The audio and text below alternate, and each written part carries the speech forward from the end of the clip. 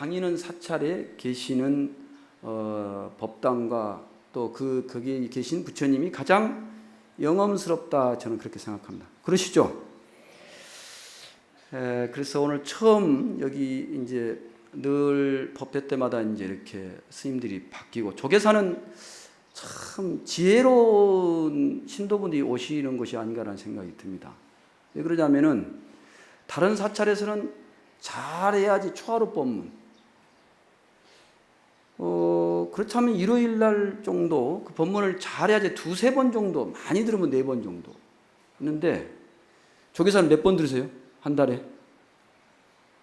헤아릴 수 없이 많이 듣죠. 그래서 그냥 똑똑해지 않으려고 해도 여기 앉아 계시면은 저절로 똑똑해져. 그러니까 공부할 것이 기도 오면은 저절로 지혜로워진다라는 거죠. 그러니까 여기 있는 분들의 모습은 다 한결같이 자비스러운 모습이. 한번 서로 얼굴을 보십시오. 얼마나 자비스러우신가. 이게 제가 보기에는 조계사 갖고 있는 특징이다. 근데 이런 조계사를 안 오고 배기겠어요? 기도를 안 할 수 있겠냐는 것이죠. 그래서 또 제가 이제 달라진 부분이, 이제 큰 부처님이 모셔져 있고, 가운데는 서가모니 부처님이 계시고, 우리가 볼 때는 이제 왼쪽이죠. 부처님 중심으로 볼 때는 오른쪽이지만, 왼쪽에 어떤 부처님이 계세요? 약사리. 그러니까 조계사를 달 다니면서도 나는 부처님을 정면에 본 적이 한 번도 없어.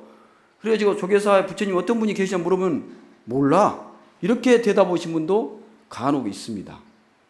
그래서 제가 이제 이렇게 말씀드리니까, 아, 그러네, 약사일의 부처님이 계시구나 라고 오늘 아신 분도 계시죠? 새삼스럽게. 그래서 저희가 이제 3존 부처님을 모시고 계시죠. 서가모니 부처님과 아미타 부처님하고 약사일의 부처님 모시고 계십니다. 그래서 저는 그렇게 생각합니다. 기도라는 건 뭔가, 기도라는 것은 늘 우리가 기도를 하지만, 기도는 바로 내 생명과 같은 것입니다. 즉 기도는 내 호흡과 같다라는 것이었어요. 숨 쉬지 않으면 우리는 단 하루라도 숨을 쉬지 않고는 살 수 있어요, 없어요? 살 수 있으세요? 다 그냥 육체 이탈이 벌어지기 시작하는 것이죠. 그래서 돌아가셨다가 다 이제 한꺼번에 49제를 무슨 100명, 200명 지내는 상황이 되겠죠. 하루만 숨을 안 쉰다면. 그래서 기도는, 조계사는 왜 기도가 많을까? 라고 좀 약간 입이 나오신 분도 계시죠. 조계사는 매일 기도야 하는데, 우리가 하루만 숨을 쉬지 않으면 살 수 있다겠어요, 없다겠어요? 살 수 없습니다. 기도는 바로 뭐라고요? 내 삶의 생명이다 라는 것이죠. 호흡과 같은 것이다. 숨 쉬지 않으면 살 수 있어요, 없어요? 없습니다. 그래서 기도는 온전하게 중생의 삶으로부터 보살의 삶 또는 부처님의 삶으로 다가가는 정말 고귀한 생명이고, 또 호흡이고, 내 삶의 바람직한 걸음걸이다라고 보시면 되겠습니다. 기도하면 어떤 분은 오늘은 우리 집에 우환도 없고, 또 시험 볼 예도 없고, 뭐 사업도 잘 되고, 그러니까 기도 갈 일이 있어요, 없어요? 근심 걱정이 없으니까 기도할 일이 없다게 오늘은 방에 누워가지고 텔레비 보고 있어. 기도는 어떤 어려움이 있어서 하는 것이 아니라, 내가 밥을 먹듯이, 내가 숨을 쉬듯이, 내 생명과 같이 내가 부처님 성품으로 다가가기 위해서는 하루도 걸르면 안 된다라는 것이죠. 그렇게 중요하고 정말 소중한 것이 바로 기도다. 특별히 약사일의 부처님 약사제일을 하는 것은, 제가 이제 다른 절에 있을 때 여러 부처님이 계셨는데, 노천에 이제 이 법당 안이 아니고 밖에 부처님 모셔야 되는데 어떤 부처님 모실까 이렇게 고민을 했습니다. 고민하다가 지금 현재 이 신도분들이 가장 큰 고민은 뭐고, 어떤 부처님 모셔야 가장 좋을까라고 고민하다가 뭐예요? 약사일의 부처님 모시겠습니다. 지금은 어린아이가 병원도 많고 약도 많고 뭐 여러 가지 시설이 좋아졌지만, 그래도 아픈 사람이 많이 적어요? 대단히 많습니다. 육신으로 어렸을 때부터 좀 연세 드시면 들수록 가장 힘든 게 뭐예요? 이 병고라는 것이죠. 병고. 소화도 안 되지, 또 이빨도, 이도 튼튼해 안 튼튼해요? 이도 안 튼튼하지. 귀도 들려 안 들려요? 잘 안 들리고. 눈도 보여요? 잘 안 보여요? 안 보이고. 이 답답한 것들이 생긴다. 육신의 병뿐만 아니고 또 가장 큰 게 뭐예요? 마음의 병. 부부간의 갈등이 있어요, 없어요? 그 할아버지가 맨날 집에만 밖에 있어. 나 기도 가야 되는데 빨리 나가지? 왜 안 나고 있는가? 또는 할머니가 맨날 나한테 있다고 또 구박하기도 하고. 자녀분들이 어째 갈등이 있어요, 없어요? 자녀 갈등. 결혼을 하면 한 대로 갈등이 있고, 결혼 안 하면 안 한 대로 장가 안 간다고, 시집 안 간다고 마음에 고민이 돼야 안 돼요? 됩니다. 또 결혼해서 아들을 낳은 손자, 손녀를 낳으면 낳은 대로, 안 낳으면 안 낳은 대로, 낳으면 얘를 봐달라고, 나는 바쁜데 기도로 가야 되는데 왜 자꾸 나한테 얘를 보라고 그러는지, 귀여우면서도 불구하고 또 고민이. 그러니까 이 세상이 어때요? 그런 것들이 육신에 있는 여러 가지 어려움, 그것을 우리가 통칭해서 병이라고 하죠. 마음에 있는 여러 가지 갈등들, 이거를 병이라 하고, 또 우리 불교적인 말로는 마장이라고 하죠. 마장. 마가 낀다 하는 것이죠.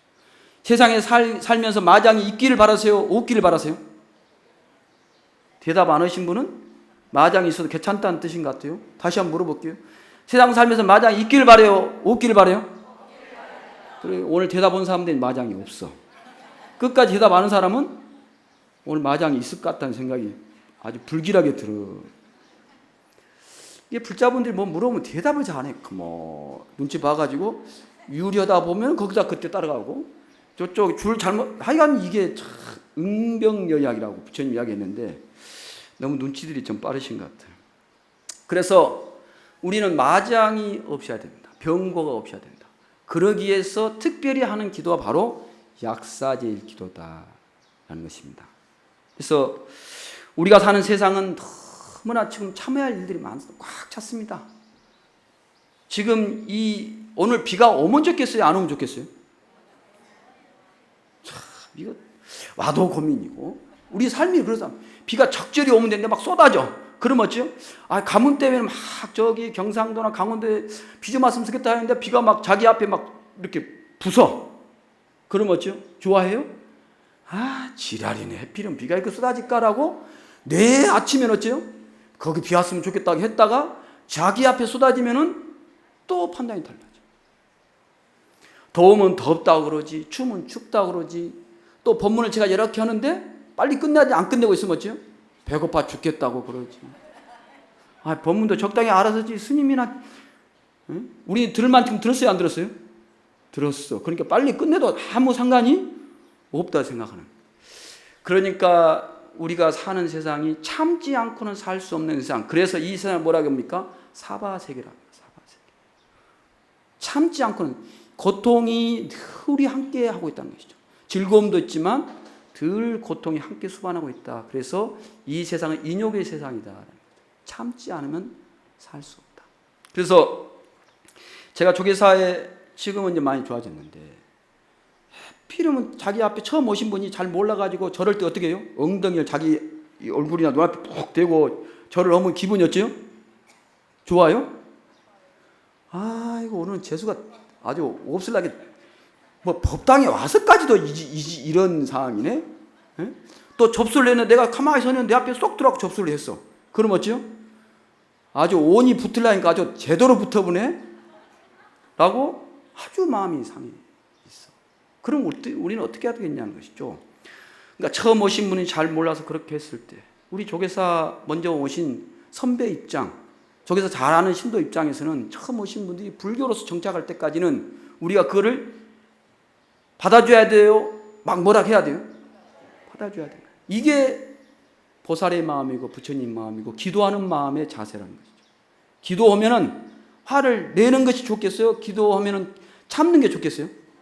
참아야 된다. 기도의 목적은 안 되는 것이 있다 하더라도, 설사 불쾌한 일이 생긴다 하더라도, 내 뜻대로 안 되는 일이 있다 하더라도 참을 수 있는 힘을 기르는 것이 원래 기도의 목적입니다. 안 되는 것을 되게 하려고, 그거는 부수적인 겁니다. 부수적. 근본적인 기도의 목적은 어떻게 이 삶을 내가 참을 수 있는 힘을 길러낼 것이냐는 것이죠. 부부간의 갈등이든 자식 간의 갈등이든 사업에 대한 갈등이든 육신에 대한 갈등, 이런 것들이 안 되는 것을 우리가 얼마만큼 참을 수 있다는 것을 이해될 수 있다는 것입니다. 이해가 되면은 갈등이 돼야 안 돼요? 안 됩니다. 그렇게 미운 사람이 말하는 것도 믿고 행동하는 것도 믿고 뭐 밥 먹는 것도 믿고 잠자는 것도 미운 사람 있어요 없어요? 있어. 어쩔 때? 이해가 안 될 때. 도대체 저 사람 나만 괴롭히려고 태어났는가 라고 생각할 때는 답답하고 힘들죠. 이해가 안 되니까. 그런데 이해가 되는 순간 어쩌? 그럴 수 있구나. 그럴 수 있구나. 나는 이 이야기는 다른 이것하고 관계가 없지만 생각난 김에 이제 아들이 있는데 아들이 한 몇 살 때 된지 모르겠어요. 6살 때 어쨌든 그 남편이 일찍 돌아가셨어요. 그래서 혼자서 누구를 키워요? 아들을 키워. 근데 아들이 똑똑해. 그래가지고 초등학교를 들어가는데 공부도 잘해요. 그런데 중요한 것은 그 어머니가 어떻게 한쪽 눈이 이게 뭐라 하죠? 이게 우리가 말하는 봉사라고 보통 이게 시각장애인이 아니고 이게 눈이 한쪽이 멀었어 이렇게 한쪽만 있는 거예요. 그래서 초등학교 할 때 뭐 학부모님 가끔 뭐 창간 수업 한다고 이렇게 오라 하잖아요. 이렇게 뭐 회의한다고 뭐 오라고. 그런데 자기 엄마가 오면은 좋아하게 해서 싫어하겠어요 아들이? 좋아하게 해서 싫어하겠어요? 왜요? 엄마가 옷도 멋지게 생겼으면 뭐 이렇게 좋을 것인데 어머니는 어쩌? 이 눈이 한쪽이 없어. 그러니까 얘들이 참 어렸을 때는 속이 없어요. 그 친구들이 너희 엄마는 뭐예요? 눈 없는 병신 막 이렇게 놀리고 한 거예요. 그러니까 그게 너무 싫어. 그러니까 심지어 자기 말은 우리 엄마 아니라고까지 할 정도였어요. 그리고 엄마한테 어쩌? 제발 학교 오지 마라. 자기는 어쩌? 그 아들 때문에 사는데, 응? 그런 때 한번 학교 가서 자기 아들을 보려고 그러는데 아들은 오지 마라. 그렇게 애가 자라가지고 결국은 이제 검사가 됩니다. 사법고시 합격해가지고. 그런데 결혼할 때 엄마가 결혼식장에 있었겠어요, 없었겠어요? 죄송한 이야기지만 그 아들은 장가 갈 때 좋은 집안에 장가를 갔는데 자기 부모님은 일찍 돌아가셔서 그래서 결혼식 날은 어머니는 저 먼 데서 아들 결혼식을 멀리서 바라보고 있어요. 그 마음이 어쩌겠어요? 그러나 어머니는 늘 너무나 그래도 뿌듯하고 행복해요. 그래도 우리 아들이 커서 저렇게 좋은 부인을 이렇게 여자를 부인을 맞아갖고 자기 자체가 자기는 힘들게 살아도 아들이 잘 사는 거 보고 행복하대. 정신 있어요 없어요? 여기 계신 분은 그렇게 살겠어요? 저런 미친놈 하면서 아주 그럴 것인데 그래도 좋다고. 그리고 이제 결혼해서 사는데 이제 손자도 낳았는데 몰래 가서 집도 보고 손자도 보고 그러다가 어머니가 참 이 전화를 몰래 하면 제발 전화하지 마라. 내가 용돈 보내주면 되지. 뭐 때문에 전화하냐. 그렇게 끊어. 아주 모질게 끊어요. 그래 편지를 한 통 뭐 보냈어요. 겨우 전달됐는데 자기 부모님 없이 하니까 부인이 이제 친정가 시어머니가 있는지 자체를 모르죠. 편지가 와서 보고 싶다 아들아. 이런 편지가 온 거예요. 제발 꼭 한 번 얼굴만 보는 게 내 소원이다. 몰래 한번 와서 봤으면 이렇게 전화도 이제 안 받으니까. 그런데 그 편지를 보고 아들이 자기는 어머니가 쓴 걸 알아. 근데 어쩌? 잘못 온 편지라고 찢어서 버려버렸어. 그리고 나서 얼마 안 돼서 어머니가 죽었다는 소식을 동네에서 장례를 치러집니다. 그리고 자기 아들이 그것 때서 이제 집에 가봐. 장례를 다 치렀어. 동네 사람들이 저 나쁜 놈 왔다고 저런 놈이 어떻게 아들이고 무슨 검사냐고 막 손가락질해요. 그러니까 아들이 죄송하다고 뭐 하면서도 그래도 뭐 이렇게 이야기를 하는데 네가 진짜 어머니 은혜를 네가 모르는 놈이다. 왜 그러냐? 너희 어머니가 평생 이 한쪽 눈을 살게 된 이유를 네가 아느냐 모르니까. 이 어머니 때문에 창피해 죽게 하고 이렇게 했었는데 그것을 왜 나한테 물어보냐고. 어머니가 뭐 태어날 때부터 아팠는지 모르지만 그렇게 진짜 모르냐니까. 진짜 모르냐니까. 그러니까 동네 분이 한번 이야기를 해준 거죠. 한 분이. 실은 네가 5살 때 이렇게 애들하고 놀이를 하다가 눈에 돌인지 이 막대기인가 이게 찔려가지고 한쪽 눈이 이게 아주 실명이 되는 것이죠. 그래서 평생 한쪽 눈이 없는 살아야 돼. 그런데 그때 뭐예요? 어머니가 자기 한쪽 눈을 빼준 거죠. 그걸 알고 나니까요. 지금까지 그렇게 원망스럽고 창피스러웠던 어머니가 어째요? 그걸 알고 나니까 지금도 원망스럽고 창피스러운 그런 어머니예요? 너무나 후회스러워. 이제 어머니는 돌아가셨잖아요. 그래 부처님께서는 그런 후회를 하지 말라는 이유로, 그렇게 살지 말라는 이유로 기도라는 이야기를 한 것이고, 부처님이 경전을 통해서 이렇게 우리한테 그런 후회스러운 삶은 되겠어요? 안 되겠어요? 안 되잖아요. 혹시 우리가 그런 삶을 살았다면, 불교에서는 참회라는 것이 있습니다. 바로 그래서 사시나 아침에 예불 할 때 애참이라고 합니다. 부처님께 참회를 통해서 내 업장을 소멸시킨다는 것이죠. 이 업장이 소멸되면 내가 원하는 삶은 저절로 그렇게 됩니다. 저절로. 농사를 지어본 분은 아시겠지만 이 콩이나 뭐 식물이 잘 자라고 뭐 거름을 준 것도 소중하지만 어째 풀이라든지 병이라든지 이런 것만 없애주면 어째 그 식물이 잘 자라요? 안 자라요?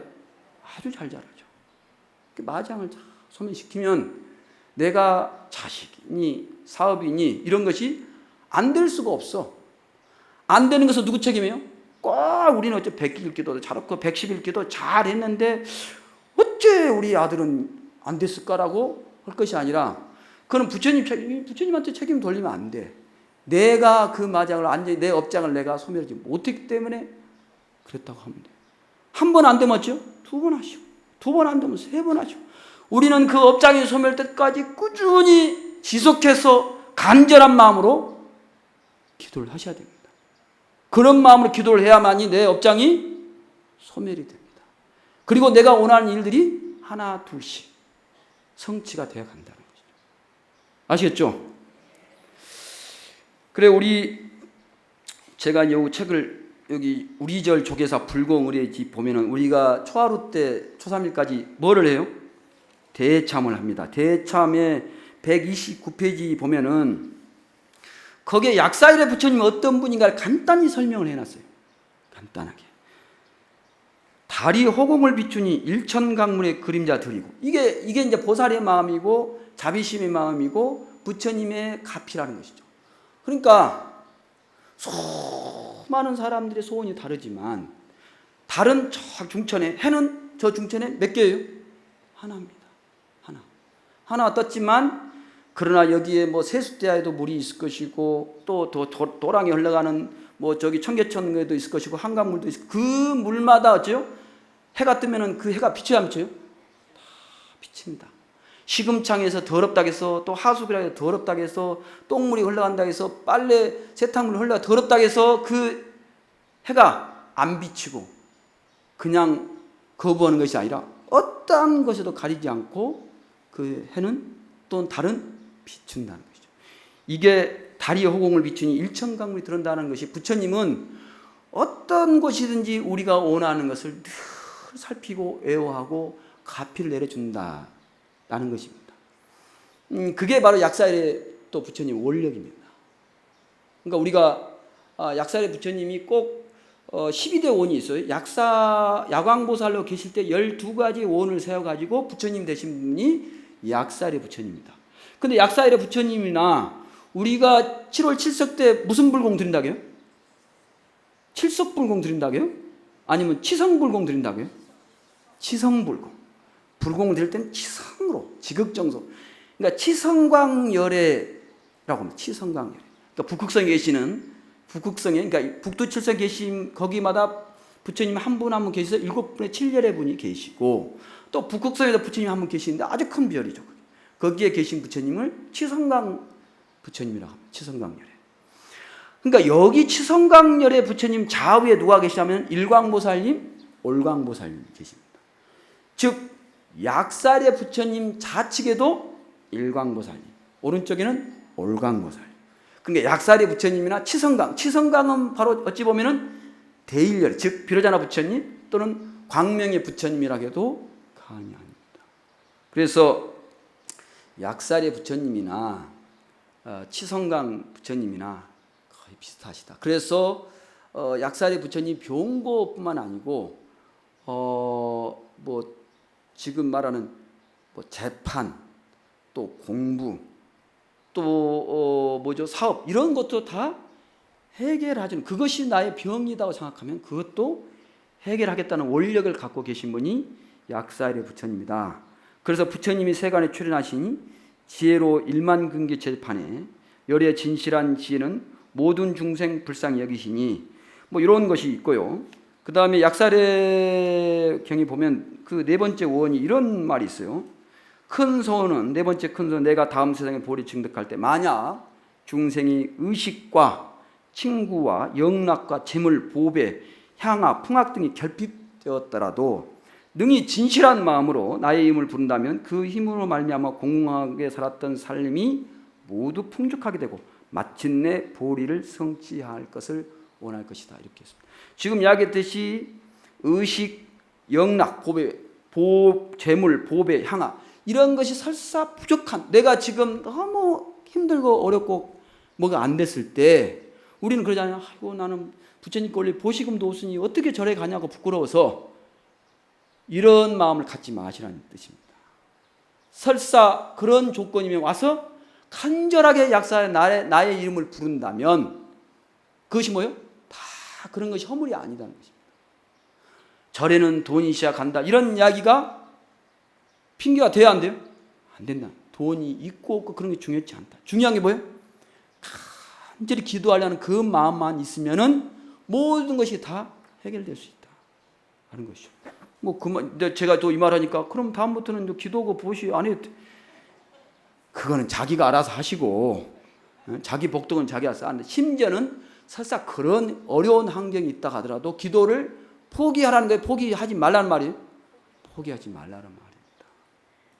그래서 그만큼 기도는 중요한 것이다 라고 말씀드렸습니다. 그래서 우리가 간단히 기도를 제가 의미하자면은, 기도는 우리의 희망이요 기쁨이다.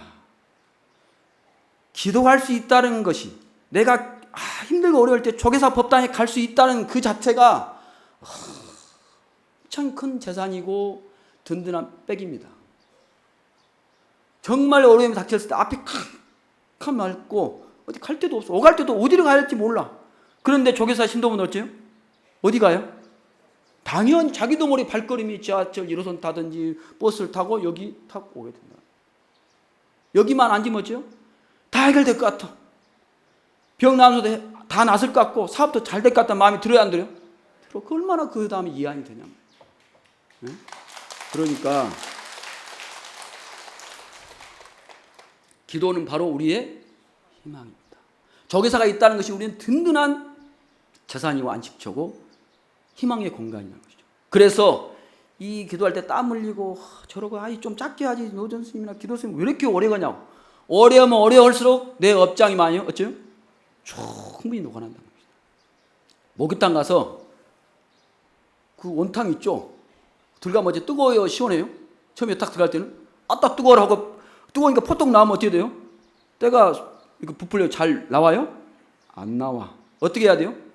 푹 담가야만이 그 한 몇 달 동안 안 빗겼던 때가 아주 아주 옹굴지게 이렇게 나오잖아요.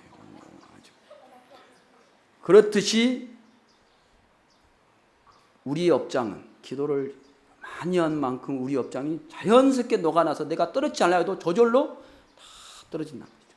이 법당은 바로 정신적인 목욕탕이요. 우리 업장을 소멸하는 목욕탕이다. 맞아요? 틀려요? 맞습니다. 예, 그러니까 기도 열심히 하시고, 기도는 바로 우리의 희망이고 나의 기쁨이다. 아시겠죠?